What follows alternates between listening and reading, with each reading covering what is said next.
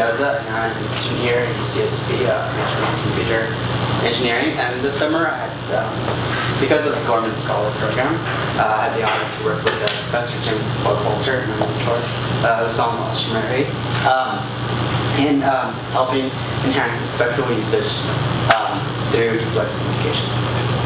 So I have a question for you guys. So today's average data speed is around 26.1 megabytes per second. What will the average data speed be in 2020? That's A, 52.1, or B, 62.1, or C, 42.1. That's A. B. Okay. It's actually A, 52.1, and yes, it actually almost doubles, as you can see. And that's not the only thing that kind of doubles. The amount of connections, the amount of devices connected to the internet, the amount of traffic that the internet is kind of going by actually doubles. And this doesn't really tell us much. The overall, I guess, the overall picture, but we can kind of assume that throughout the years it's going to continuously grow, right? Most likely exponentially. And what does this mean?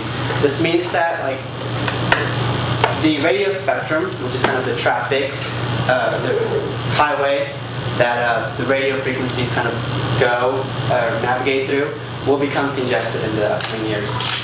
And because that radio spectrum is not used as efficiently as it could be right now, it could be optimized so that it can be used to its full potential in the future. So right now, the Federal Communication Commission allocates specific bands. So like right here, this band would be for the FM radio. This band right here would be for the aviation. The problem is that not all the services use the bands efficiently.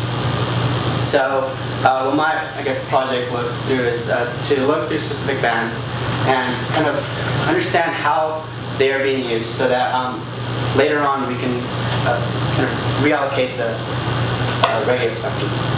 So my goals for the summer was to understand know what frequencies are being used, and to see once we know that, then we can know which frequencies are not being used.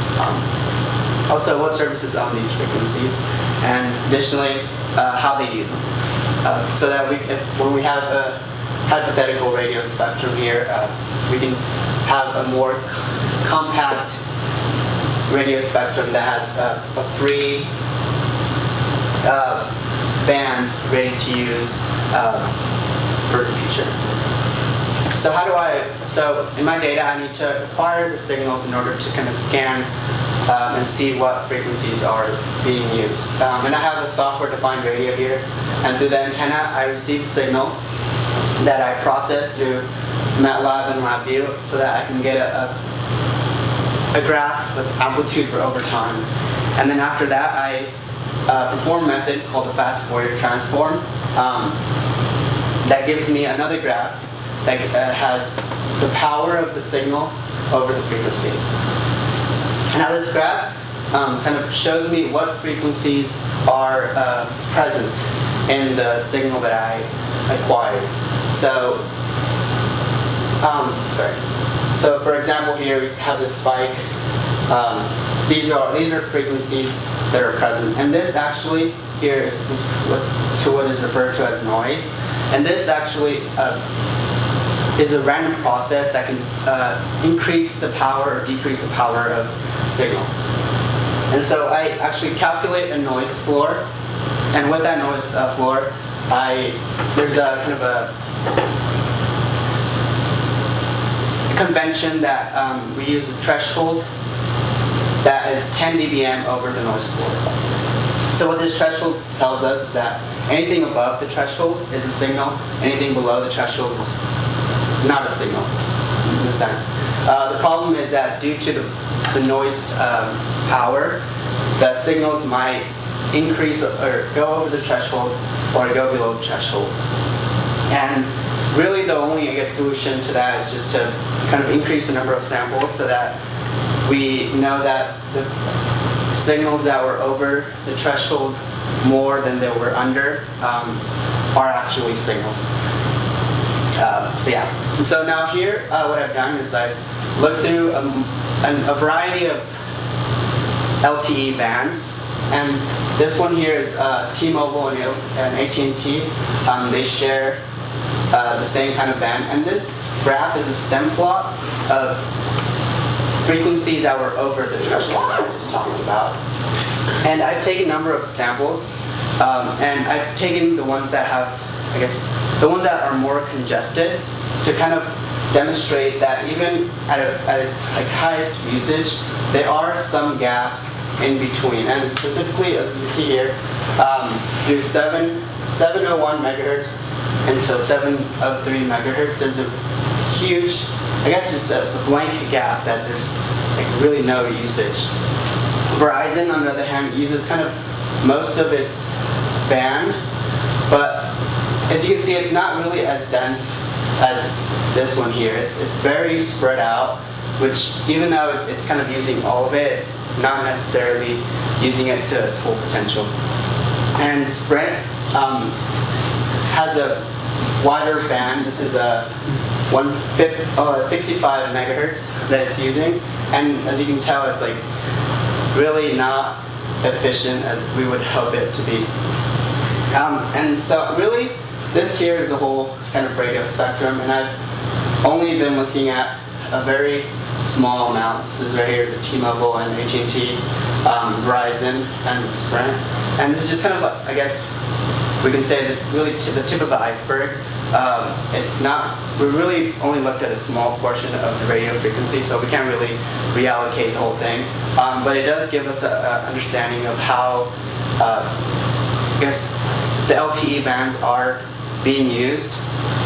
And I guess what the future work should do is kind of look at a wider range of the spectrum and increase the efficiency of how we look at the spectrum, because it's kind of not as efficient right now. And I'd like to acknowledge CSAP, Gorman Scholar, Dean Pierre, Wilskers, and Office of the Dean Math, Life Science, Physical Science, and James Buckwalter.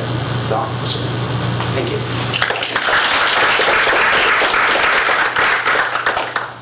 Any questions? Is there a reason why all the different, I guess, cell phone carriers are doing things differently? Like you showed all the different examples. Like, is there a specific reason why they're doing things differently, or as they develop, they just started using frequencies and there's no rhyme or reason to? What do you mean, like using them differently? I guess. Yeah, like you say there's, like you show the spectrum of what's being used, right? Like yeah, correct. Yeah. And there's a huge gap there, but there's a lot of density right next to it. Is there a reason for that, or? I'm not sure. I guess this here is actually mostly T-Mobile, actually. So AT&T actually starts like around 704, which is right about here. So I guess. No, I'm not sure why they're. I guess I really can't come up with a reason as to why that would work now. I guess we're trying to see why there's gaps. Yeah. That's it. Once you've located an area of a frequency band that's just not being used as efficiently as possible, what are like the steps that you or someone can take to then reallocate space on that frequency band to make it more efficient? Well, like the problem, I guess, the steps would be really, because the FCC is like the one that kind of like it has the power to kind of do anything at all, really. So I guess the steps would be, because the radio spectrum is so big, I feel like you would need to kind of not necessarily look over it all, but like me kind of have some evidence that there is like a very like inefficient way of using it, and then kind of give it attention to the FCC, tell them, hey, this needs to be reallocated in a more efficient way, and then they have the power to kind of do that. We really can't, I guess. Is it easy to reallocate them? Is it like costly? No. No, yeah, it's kind of, I guess one of like the big problems. It's not very easy to reallocate the spectrum, which is why it's kind of, I guess, a big deal to do it as fast as possible, because I guess in the near future it's going to be harder and harder to get. Even if we optimize basically the frequencies that we have and just fill in all the gaps, at some point is there potential like we'll run out of space on the highway? I think so. I'm not, maybe like, that's actually a good question. Yeah, I feel like there would eventually be some way in which where we no longer, or we can, there's a thing called, as you mentioned, a full duplex, which is where an antenna can receive and send a signal at the same time using the same frequency or same, yeah, sort of, right? So I think that's kind of where we're moving towards. That way, it's like we use less. It's like more efficient, I guess. But yeah, I feel like eventually we would run out of the highway. How are you able to distinguish between T-Mobile and AT&T? So these are all kind of online. That they display what frequencies they're using. So I just kind of looked at the frequencies that they're using. So I scanned. So I went online and saw to see which bands T-Mobile or AT&T or Verizon were using, and then I kind of scanned through their bands.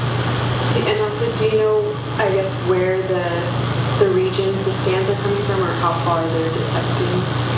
How far? Radius, I'm not sure, but this is more like just like local. So yeah, local in Santa Barbara. Do you have a question? So yeah, the signals for location based. Yeah, location. Any questions? Thank you.